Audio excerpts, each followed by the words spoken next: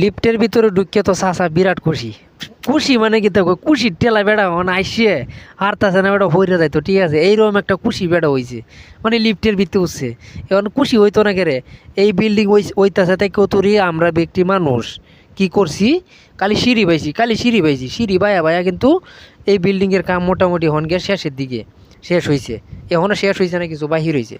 এখন বিশেষ করে কত হয়েছে, যখন হঠাৎ করে লিফটে যখন চলাচলি আমরা করি তখন আমরা কিন্তু আলাদা একটা শান্তি লাগে।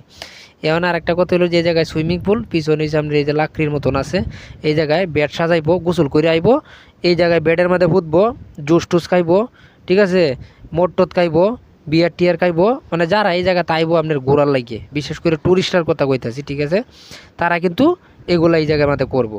তো এই জায়গায় আর একটা বিশেষ করে আর একটা কথা হইতাছে যে আমি কিন্তু সবসময় আমার নিত্যদিনের যে কাজের ভিডিওগুলো এটি সবার সাথে শেয়ার করার চেষ্টা করি। জানি না কীরকম হয়, আশা করি সবাই জানাইবেন যে আসলে কীরকম।